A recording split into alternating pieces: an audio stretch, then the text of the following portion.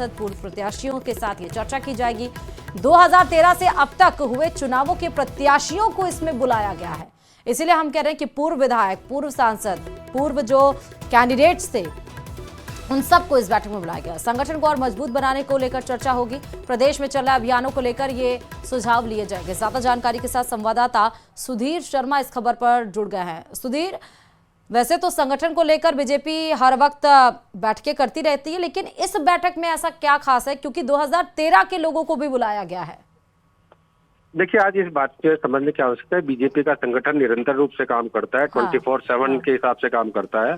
और सबसे बड़ी बात है कि साल 2013 के विधानसभा चुनाव में जो प्रत्याशी रहे थे, जो चुनाव हार गए थे या जुड़े हुए थे, 2014 में लोकसभा के रहे थे, 2018 और 2019 के चुनाव थे, 2023 और 2024 के चुनाव थे, तो तमाम भी चुनावों से सीधे जो पार्टी के प्रत्याशी रहे हैं, जिनका खुद का बड़ा जनाधार था, ठीक है चुनाव हार गए वो अलग बात थी, उन सबको कैसे पार्टी में क्रियाशील किया जाए, क्योंकि बीजेपी के तौर पे कहा यह जाता है कि कार्यकर्ताओं की पार्टी है, कार्यकर्ता को काम चाहिए।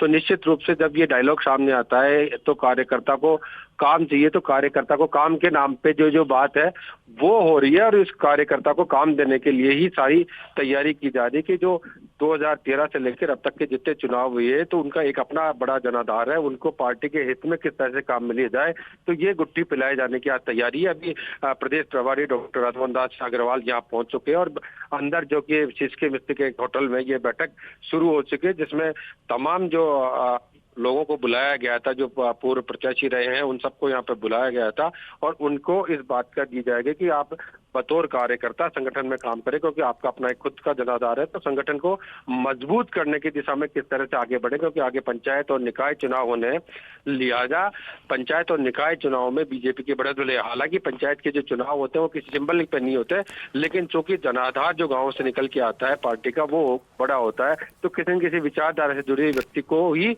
घोषित अघोषित रूप से टिकट भी दिया जाता है। तो आगे के जो चुनाव, ठीक है सुधीर, बहुत शुक्रिया तमाम जानकारी देने के लिए खबर पे। पूर्व विधायक और प्रत्याशी ये वो लोग हैं जो पार्टी के कार्यकर्ता हैं। भारतीय जनता पार्टी में कार्यकर्ता का पद ही सबसे बड़ा पद है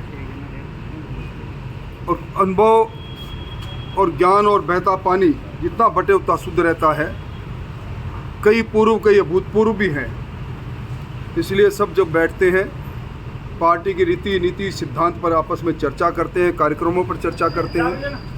हमारे नेतृत्व ने हम पूर्व को याद किया है तो निश्चित तौर पर अच्छा लगा, मंथन चिंतन होगा और हम किसी भी रूप में रहें, मुख्यमंत्री जी भी एक कार्यकर्ता और हम भी एक कार्यकर्ता हैं, इसलिए कार्यकर्ता सहोदर हैं, इसलिए साथ मिलकर बात।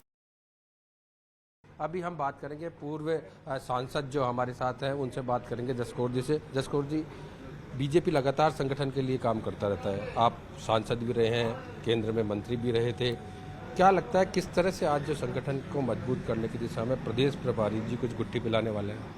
देखिए, हमारे प्रदेश प्रभारी आज अग्रवाल जी हैं, इससे पहले अन्य जो भी रहे हैं, सदैव हमें प्रेरणा देते रहते हैं और संगठन एक ऐसी विचारधारा को लेकर काम कर रहा है जो राष्ट्र सर्वोपरि है, और जहां राष्ट्र सर्वोपरि होता है तो जनता सर्वोपरि स्वतः ही हो जाती है। ऐसी स्थिति में आज जो भी संगठनात्मक बैठक है ये कोई अलग नहीं है, ये निरंतर चलने वाली प्रक्रिया है और इस प्रक्रिया के माध्यम से ही हमारे कार्यकर्ता मजबूती से हमारी विचारधारा को पकड़कर आगे चलते हैं। और मैं आपको कहूँ कि संघ है, संगठन है तो सब कुछ है।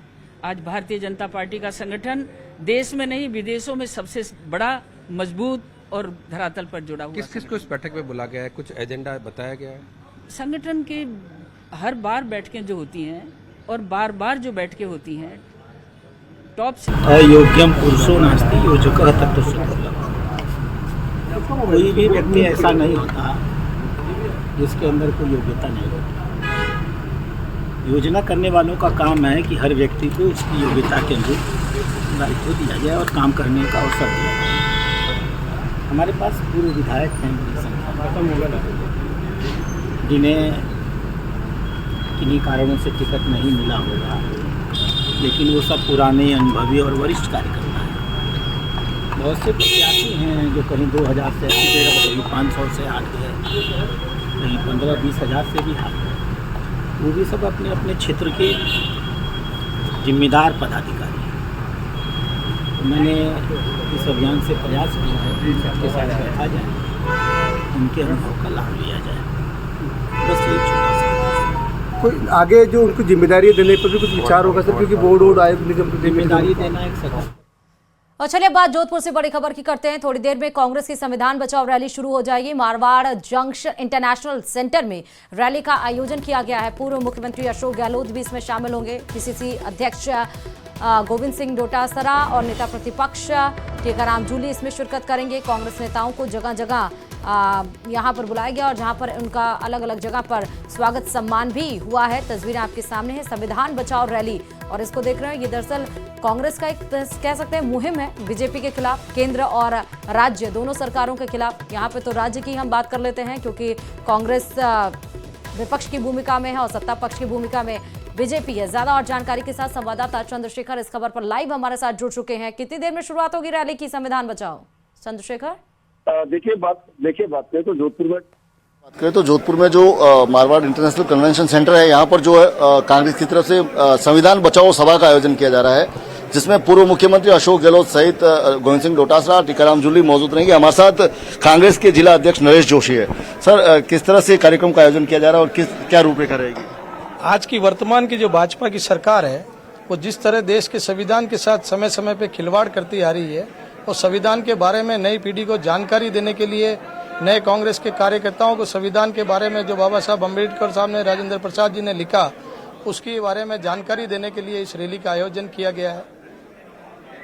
हमारे साथ पार्षद है। पार्षद जी, ये बताइए, हसन जी, किस तरह से लोग इकट्ठा हो रहे हैं, क्या विचार लेकर आप यहाँ पहुंचे हैं लोगों को लेकर? इस भारतीय जनता पार्टी की सरकार जब से केंद्र में आई है, तब से ये सरकार संविधान से छेड़छाड़ करने का कुप्रयास कर रही है। उस कुप्रयास को रोकने के लिए आज कांग्रेस कमेटी द्वारा संविधान बचाओ रैली का आयोजन किया गया है। हाल ही में आरएसएस के एक नेता द्वारा संविधान में धर्मनिरपेक्षता और समाजवाद पे हटाने की शब्द की बात जो की है, उस पर कल जो है जिस प्रकार से पूर्व मुख्यमंत्रियों के केंद्रीय मंत्री शिवराज सिंह चौहान ने कहा है, इसलिए पूरी भारत की जनता को एक होकर इस संविधान को बचाने के लिए सड़कों पर आ जाना चाहिए, क्योंकि ये सरकार संविधान विरोधी है, देश विरोधी है और लोकतंत्र विरोधी है। संविधान बचाना है। हमारे साथ विधि विशेषज्ञ है। सर, संविधान किससे बचाना है? भारतीय जनता पार्टी की जो केंद्र सरकार है, वो जब से सत्ता में आई है तब से एक सुनियोजित षड्यंत्र के तहत उन्होंने ये करा है कि संविधान से छेड़छाड़ की जाए, संविधान का मूल स्वरूप बदला जाए। जो आज इतने सालों से लोगों को जो उनके हक हुकूक मिल रहे थे, उसको कैसे खत्म किया जा सके, वो संविधान को चेंज करके और करना चाहते हैं। उसके विरोध में हमारे लोकसभा के प्रतिपक्ष नेता राहुल गांधी जी ने आह्वान किया है और उन ठीक है चंद्रशेखर, बहुत शुक्रिया तमाम जानकारी देने के लिए खबर पे। संविधान को नहीं मानने वाले लोग हैं, ये कानून को नहीं मानने वाले लोग हैं। ये अपनी मर्जी, मनमर्जी का संविधान बनाना चाहते हैं, मनमर्जी से फैसले करना चाहते हैं। आप स्वयं इस बात के गवाह हो कि जब 2-2 साल हो गए, 1.5 साल हो गए नगर निकाय के चुनाव में, उसका चुनाव नहीं करा रहे हैं और राज्य निर्वाचन आयोग ये कह रहा है कि साहब हमारे पास तो कोई सूचना ही नहीं है, सरकार चाहती नहीं है। परिसीमन के नाम से इन्होंने अटका रखा है और कल मुझे सूचना मिली है कि इनकी समय सीमा समाप्त होने के बावजूद भी राजेंद्र जी राठौड़ साहब ने अधिकारियों को वहां पर बुलाया है, जो पंचायती राज का जो गेस्ट हाउस है उसमें, और वहां पर कहा है कि नहीं जो हमने कह दिया वो कर दो आप। तो देखिए, पूरी जो सरकार है दोनों हाथों से राजस्थान की संपदा को लूटने में लगी हुई है। सारे जो टेंडर हो रहे हैं, अभी काफी टेंडर पहले भी हो चुके हैं, अभी अलवर में लगाने की तैयारी की जा रही है, नियम विरुद्ध अपने लोगों को फायदा देने के लिए किए जा रहे हैं। और कल आपने देखा ही होगा एसीबी के अधिकारी जो है उसको एसीबी पकड़ रही है, तो आप समझ सकते हैं कि कुएं में भांग घुल चुकी है। और कितने लोग ऐसे हैं जिन पे केस दर्ज हो चुका है, लेकिन उनको अभियोजन स्वीकृति है सरकार नहीं दे रही है, अपने चहेते लोगों को बचाने का काम कर रही है। तो पूरे प्रदेश के अंदर एक प्रकार से